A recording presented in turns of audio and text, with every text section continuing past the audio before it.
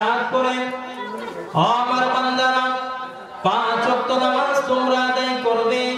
এই 5 ওয়াক্ত নামাজের প্রতিটি রাকাতের মধ্যে এমন একটি সূরা আমার প্রিয় হাবিবের মাধ্যমে আমি এটা তোমাদের জন্য ওয়াকফ করে দিলাম, তোমাদের জন্য নির্দিষ্ট করে দিলাম।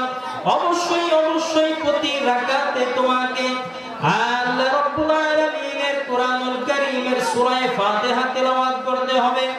এই সূরা ফাতিহার মধ্যে আল্লাহ রাব্বুল আলামিন ইরশাদ করেন, ইহদিনাস সিরাতাল মুস্তাকিম সিরাতাল্লাযীনা আন'আমতা আলাইহিম।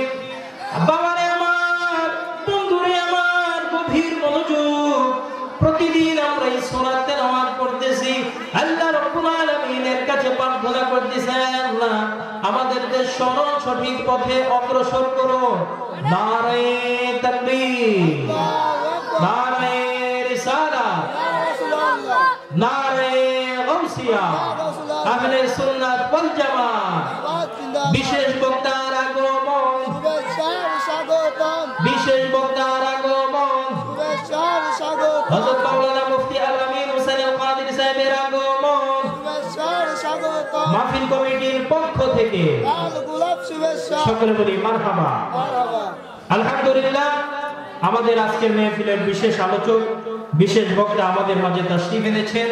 আমি আর লম্বা করব না, 2 মিনিটের মধ্যে কথা বলে আমি হুজুরকে মাইক দিয়ে দেব। সকলে মনোযোগ দিয়ে শুনুন। আমরা প্রতিদিন নামাজের মধ্যে সূরা ফাতিহা তেলাওয়াত করি কি করি না? এই সূরা ফাতিহা আমরা তেলাওয়াত করতেছি, কিন্তু অর্থ না জানার কারণে আমরা অনেক সময় অনেক কিছু বুঝি না। আমরা সূরা ফাতিহার মধ্যে আল্লাহর কাছে প্রার্থনা করতেছি, মালিক আলহামদুলিল্লাহি রাব্বিল আলামিন, সমস্ত প্রশংসা ওই রবের যিনি সমস্ত জাহানের মালিক। কথা বলেন ঠিক কি না?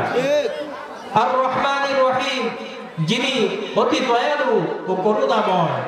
মালিক ইয়াউমিদ্দিন, যিনি বিচার দিবসের মালিক। কথা বলেন ঠিক কি না? ইয়্যাকা না'বুদু ওয়া ইয়্যাকা নাস্তাঈন। আয় আল্লাহ, আমরা তো আপনার ইবাদত করি এবং আপনার কাছেই আমরা সাহায্য প্রার্থনা করি। বলি না সুবহানাল্লাহ। ইহদিনাস সিরাতাল মুস্তাকিম। হে রব, আমাদেরকে আপনি সরল সঠিক পথে পরিচালিত করুন। সিরাতাল্লাযীনা আন'আমতা আলাইহিম। আয় আল্লাহ, আমাদেরকে তাদের প্রতি পরিচালিত করুন যাদের প্রতি আপনি অনুগ্রহ করেছেন। বলি না সুবহানাল্লাহ। কথা বুঝতেছেন? প্রথমে প্রার্থনা করলাম আল্লাহ আমাদেরকে কি করে? সরল সঠিক পথে পরিচালিত করে। অনেক উলামায়ে কেরাম আমাদেরকে এই কথাই বলে, কিন্তু পরের আয়াতের ব্যাখ্যা বলে না। এগুলো জানতে হলে আল্লাহর ওলিদের দরবারে যেতে হবে। অনেকে আল্লাহর ওলিদেরকে মানতে চায় না। বাবা, আল্লাহর ওলিদেরকে মানার কথা আল্লাহ কোরআনেই বলেছেন। বলি না আলহামদুলিল্লাহ। সিরাতাল্লাযীনা আন'আমতা আলাইহিম। আয় আল্লাহ, আমাদেরকে তাদের পথে পরিচালিত করুন যাদের প্রতি আপনি অনুগ্রহ করেছেন। এখন প্রশ্ন জাগে কি জাগে না যে আল্লাহ পাক কাদের প্রতি অনুগ্রহ করেছেন? কথা বলেন, প্রশ্ন জাগেনি? জানতে ইচ্ছা হয়নি? এই আয়াতের তাফসীর অপর আয়াতে এইভাবে এসেছে। তাফসীর কারণগণ বলতেছেন, সূরা নিসার মধ্যে আল্লাহ পাক বলতেছেন, ওয়া মাইয়ুতি'ইল্লাহা ওয়ার রাসূলা ফাউলাইকা মা'আল্লাযীনা আন'আমাল্লাহু আলাইহিম মিনান নাবিয়্যিনা ওয়াস-সিদ্দীকীনা ওয়াশ-শুহাদা'i ওয়াস-সালিহিন। বলি না সুবহানাল্লাহ। আল্লাহ পাক বলতেছেন, ওয়া মাইয়ুতি'ইল্লাহা ওয়ার রাসূলা, যারা আমি আল্লাহ এবং আমার রাসূলের ইতায়াত করবে। আল্লাহ কিন্তু শুধুমাত্র নিজের কথা বলেন নাই, আল্লাহ পাক তার প্রিয় রাসূলের কথা বলতেছেন। ওয়া মাইয়ুতি'ইল্লাহা ওয়ার রাসূলা, যারা আমি আল্লাহ এবং আমার রাসূলের ইতায়াত করবে, আমি আল্লাহ এবং আমার রাসূলের আনুগত্য করবে, যারা আমি আল্লাহ এবং আমার রাসূলের হুকুম পালন করবে, মান্য করবে, ফাউলাইকা মা'আল্লাযীনা আন'আমাল্লাহু আলাইহিম, আমি তাদেরকে এমন নিয়ামত দিব, আমার নিয়ামত প্রাপ্ত বান্দাদের সঙ্গী করব।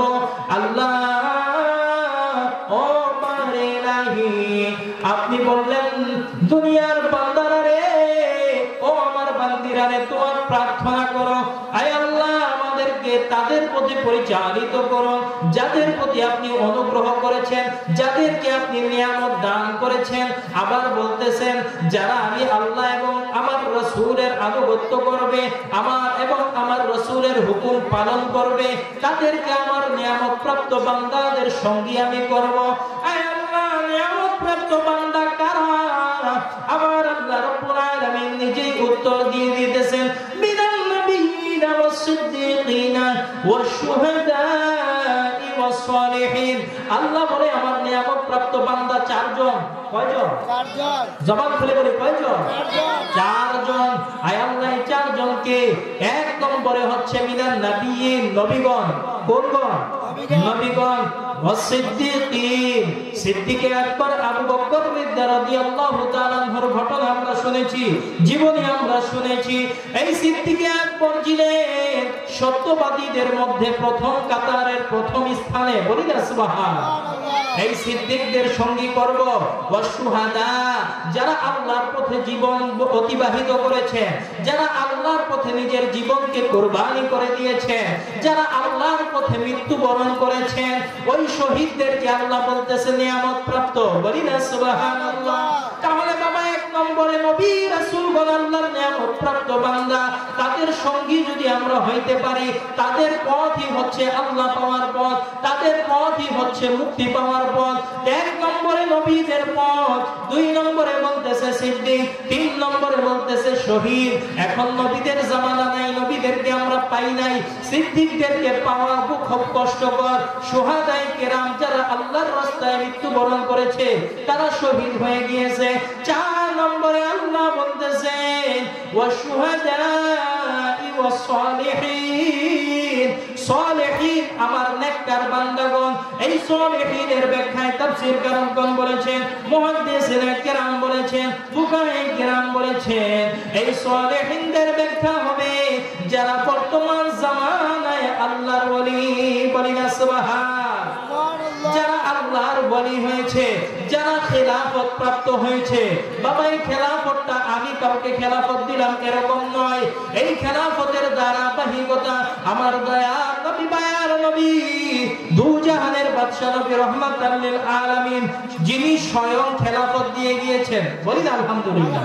বলবেন হুজুর আজকাল তো আমরা দেখি অমুক পিশাব অমুককে খেলাফত দিয়েছে, সেও পিশাব হয়ে গেছে। কথা বলেন ঠিক কিনা? কিন্তু খেলাফতের ধারাবাহিকতা এটা নতুন নয়।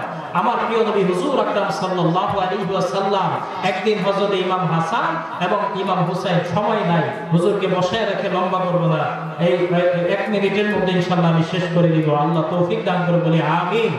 মনোযোগ আছে তো আপনাদের? বোঝার জন্য বলতেছি যে আমরা যে আল্লাহর ওলিদেরকে অনুসরণ করতেছি, তাদেরকে মহব্বত, তাদেরকে ভালোবাসতেছি, তাদের দেখানো পথে মতে তাদের কথা মেনে চলতেছি, আসলে কি আমরা সঠিক পথে আছি না ভুল পথে আছি? এই যে সিরাতাল লাযিনা আন'আমতা আলাইহিম বলতেছে আল্লাহ, আপনার অনুগ্রহ নিয়ামত প্রাপ্ত বান্দাদের পথে আমাদেরকে পরিচালিত করুন। তো নিয়ামত প্রাপ্ত বান্দা কয় শ্রেণীর?